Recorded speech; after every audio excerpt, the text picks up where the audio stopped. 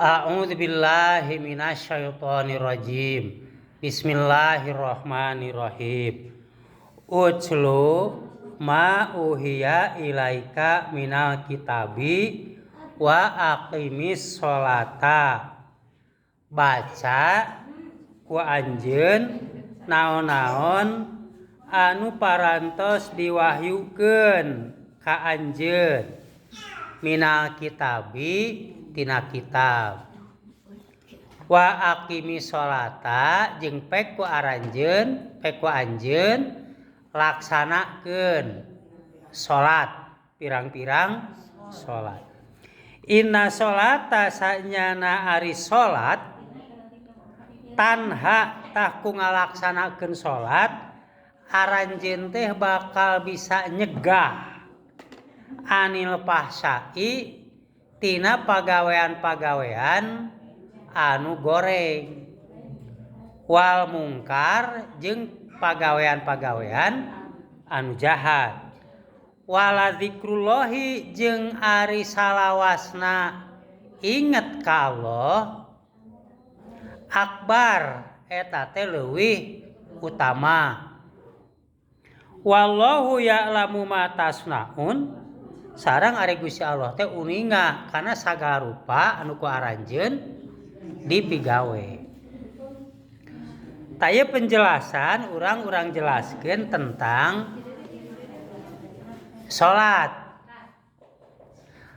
Salat numutkeun syariat dan salat secara hakikat. Salat eta teh numutkeun bahasa, numutkeun lugoh, numutkeun etimologi. Salat teh asal kata tina shalla yusolli salatan. Hartosna salat teh numutkeun bahasa eta doa. Jadi ngadoa. Sedengkeun numutkeun istilah, numutkeun terminologi, salat teh ibadah, salah sawios ibadah. Eusina perkataan, perbuatan anu khusus dimimitian ku takbir nu disebut takbiratul ihram. Takbiratul ihram teh takbir haram. Di mana geus takbiratul ihram maka teu meunang deui aya kata-kata oge aya perbuatan-perbuatan di luareun salat. Jadi ulah aya kalamunas, ulah aya interaksi jeung papada manusia di mana geus takbiratul ihram sehingga disebut nage takbir haram. Ditutup ku ucapan salam. Aya rukuna, aya syaratna. Taya disebut salat gitu. Nah, salat dina agama Islam salat anu 5 waktu duhur, asar, maghrib, isya, subuh. Tah eta teh amal anu paling utama. Sehingga parentah salat langsung ti Gusti Allah diturunkeun ka Rasulna ka Nabi Muhammad sallallahu alaihi wasallam nalika Isra Mi'raj. Ta ayeuna kieu urang pan osok terjadi tojaiyah, terjadi antagonis, tolak belakang. Loba jalma anu sok ngalaksanakeun salat tapi tetep kalakuan ngalakukeun perbuatan jahat, perbuatan maksiat. Kitu nya. Ongkoh katempona sok salat tapi geuningan kalakuan mah pahsa jeung mungkar. Migawe perbuatan pahsa engko katempona sok salat tapi ngalakukeun perbuatan zina, kan zina teh contona pahsa gitu. Tapi katempona sok salat tapi geuningan sok ngalakukeun perbuatan mungkar.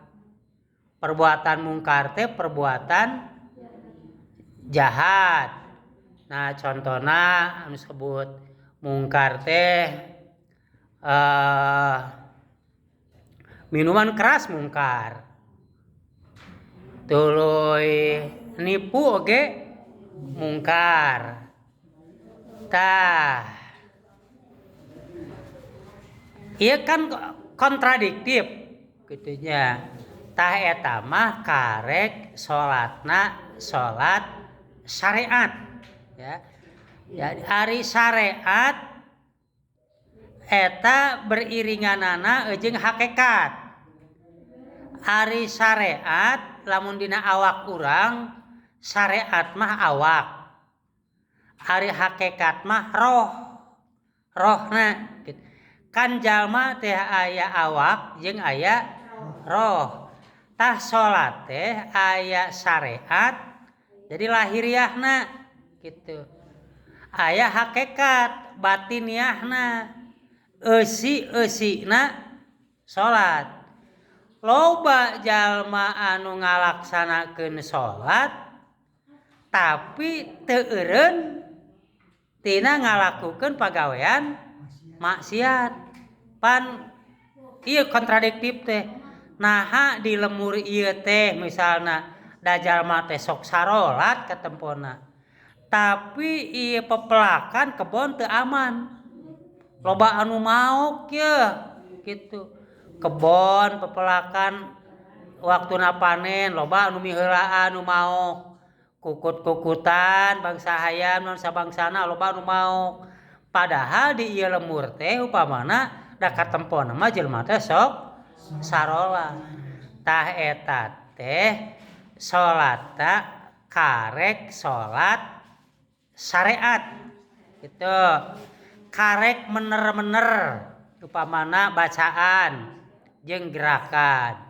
Bahkan kadang-kadang tina syariat sok loba keneh jalma teh anu konflik keneh ku syariat mah. Contoh mun di Mekah atanapi di Madinah di Masjidil Haram di Masjid Nabawi salat kan teu aya kunut. Imam tara kunut di Masjid Nabawi di Masjidil Haram. Umat Islam di Indonesia lolobana sok kunut. Tuluy weh sok disengketakeun gitunya antara nu kunut jeung nu teu kunut. Tah syariat mah kadang-kadang kitunya gitu. Padahal upamana urang Indonesia lamun ibadah haji atau ibadah umroh tangtu salat di Masjidil Haram di Masjid Nabawi kan lamun salat subuh teu aya kunut waktu salat subuh gitu. Tapi lamun di urang di Indonesia sok jadi diramekeun nya lamun aya anu teu kunut gitu. Nu teu kunut jeung nu kunut teh. Padahal ieu teh kan masalah syariat na ieu mah. Lamun dina jalma mah ieu mah masalah fisik gitu. Tah ayat ieu mengutamakan hakikat salat gitu. Pek ku anjeun baca ieu Al-Qur'an. Jadi urang teh kudu maca Al-Qur'an sing kaharti eusina Al-Qur'an nyaeta dibaca, ditarjamah, ditafsirkeun. Wa aqimi sholata jeung adegeun ku anjeun salat inna sholata tanha anil fahsai wal munkar. Saenyana jalma anu sok ngalaksanakeun salat engke bakal aya kamampuhan pikeun mencegah. Jadi dirina aya kamampuhan moal ngalakukeun perbuatan keji, moal zina, moal nipu, moal korupsi, moal maok. Sabab jalma anu sok salat bakal ngabogaan kamampuhan mencegah diri tina fahsya jeung mungkar. Ngan kumaha atuh pangna supaya bisa nyaeta teh salatna sing kaharti. Ieu teh bacaan salat teh sing kaharti ti mimiti takbiratul ihram. Bacaan iftitah naon hartina. Bacaan Al-Fatihah naon hartina.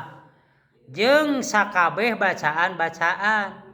Tah lamun ieu bacaan-bacaan salat geus kaharti tuluy oge diamalkeun tah diri teh bakal ngabogaan kamampuhan moal ngalakukeun pagawean-pagawean anu keji, anu kotor, anu goreng, moal migawe pagawean-pagawean jahat.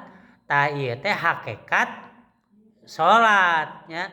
Jadi urang salat teh syariat jeung hakikat. Seperti diri urang aya tubuh jeung aya roh. Lamun tubuh teu aya roh kan bangke teh ya. Lamun salat syariat unggul teu aya hakikat jadi teu aya paedah gitu. Jadi engkena ongkoh sok salat tapi naha kalakuanana akhlakna goreng tuh pan ke jadi tojaiyah. Tah jadi jalma anu salat saleresna nyaeta lain wungkul mener-mener syariat tapi kudu tepi kana hakikat. Hakikatnya nyaeta intisarina, nyaeta inti-intina, dasar-dasarna gitu, kanyataanana gitu. Nah sakitu alhamdulillahirabbil alamin. Assalamualaikum warahmatullahi wabarakatuh.